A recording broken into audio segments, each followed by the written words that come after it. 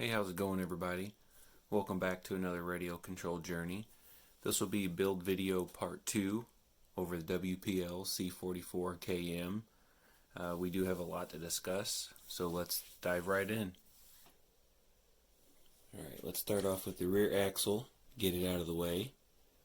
Has less moving parts, should be a little easier. But be extremely careful when using red Loctite on your grub screws. I can't stress that enough. Only use a tiny bit. Don't screw your grub screw in too tight into the brass because you will strip the threads. And always check and make sure everything's moving freely. Especially when you lower the top down, you still always want to check it.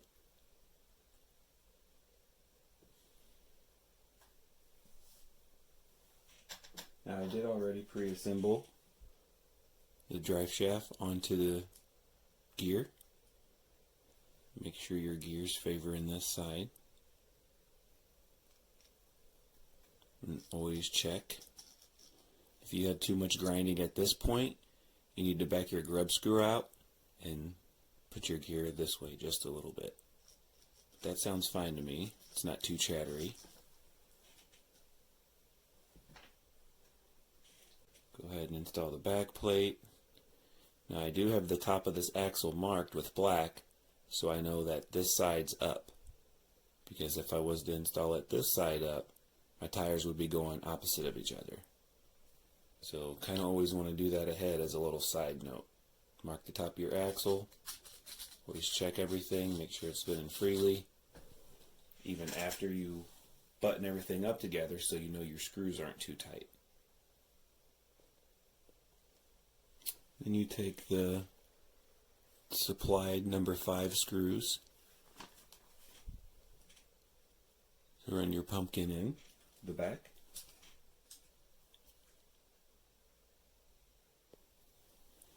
Alright, so once that's buttoned up,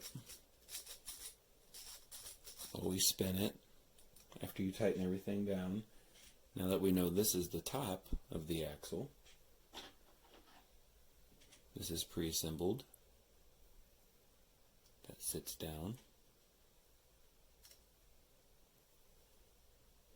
And then once these screws reach right here, you have these little metal backing plates. So be careful not to cross thread these.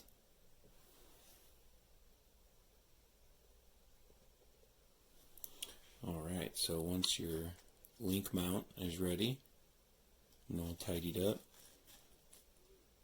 you got end caps to go on the end. They just snap on. There's 2 little holes, or dots, and those line up and slide right on.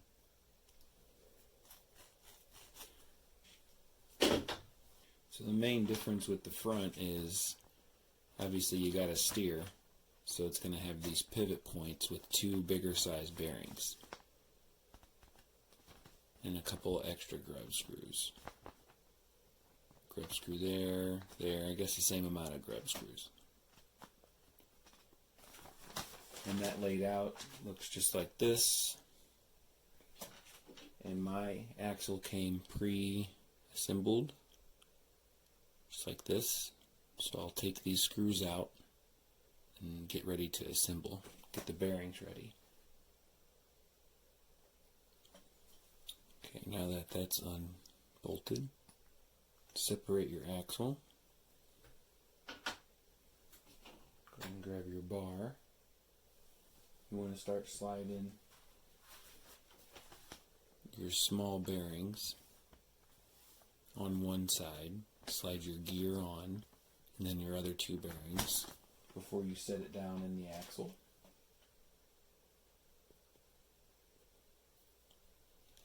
Alright, so as you lay it down in the axle, this is what you want it to look like. Now I pre-soaked my bearings in 3-in-1 oil, just to have extra lube inside. Now I don't have a grub screw yet. I'm going to lay it down, get your bearings where they need to be,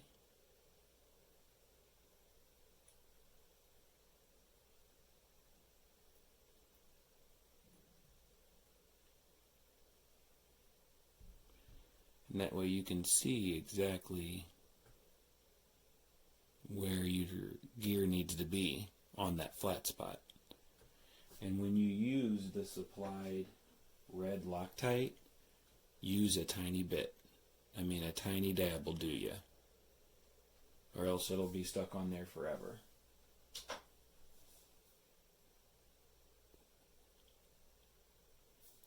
See if I can show you this. Now there's the flat spot with no grub screw, and that would not be on the flat spot. You want to make sure that you're on the flat spot right there and not too far smashed up against this wall.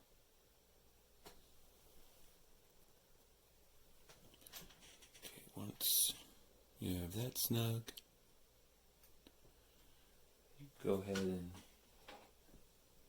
press fit the big bearings in each of those.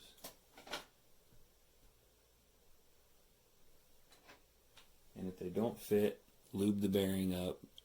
Maybe get an X-Acto knife, lightly scratch around that, and then it should fit.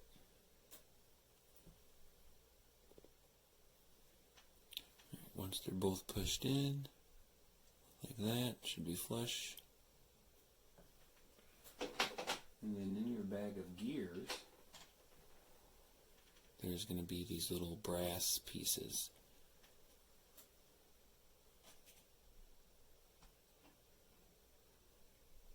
That is what gets pushed down on top of that. So when your screw tightens, it doesn't lock this in one spot. Because without this, the tighter your screw was, this wouldn't be able to pivot. So be really careful when you're tightening stuff up with these kits. And the links are pretty much a personal preference because it depends on where you want your wheelbase to be. So as you can see there, you got your panhard bar, your steering rack, 4 of the longer ones to go to your rear end, and then 3 of the shorter ones to go to your front. And then of course your steering rack,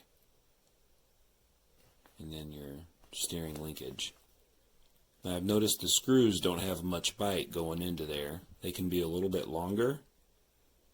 Now you might want to use, of course, red Loctite on that as well.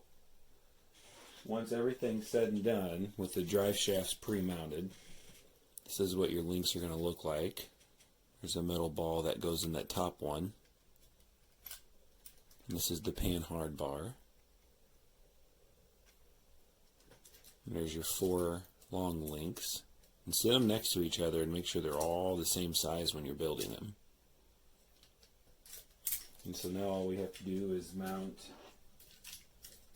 snap all our links onto our front end, and same with the rear end. And the only thing I can add in is that you'll have this long screw that goes through here, and then that's where your top links are going to go with the pre-installed ball ends.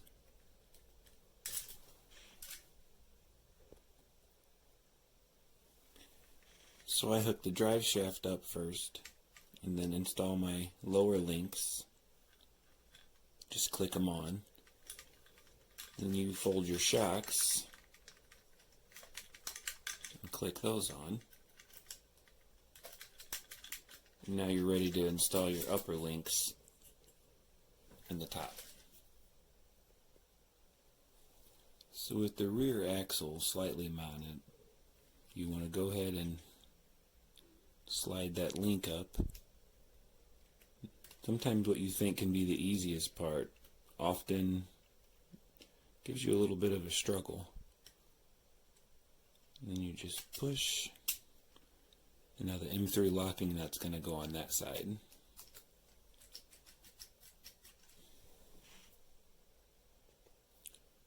The front might give you a little bit more of a challenge. First thing I do is hook my panhard bar up and then swing my bottom links in and then snap the shock in. And then you can go ahead and work on that third link and getting that screw in. So not bad.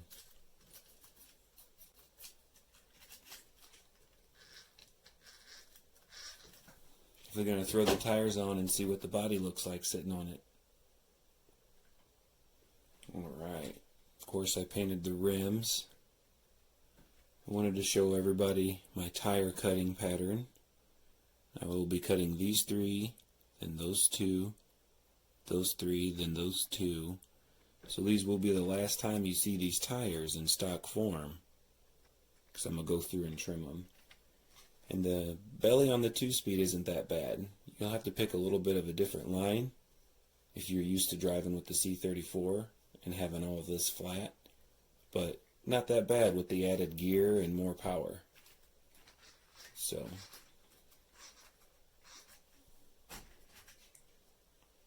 I might trim this so I have a little bit more room for the battery and receiver compartment. Yeah, this is a really sweet rig. Definitely can't wait to get her on the trails. Might throw a dome light in when I do electronics in the next video. By the time you see it, it'll have trim tires, a clear windshield right here. It's extremely hard not to modify these vehicles. They're so small and it's just so easy.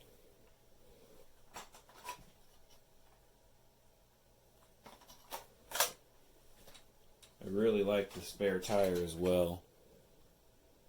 So it won't be much of a comp crawler to me. It's just probably going to be a trail rig, even though it still has a decent amount of articulation.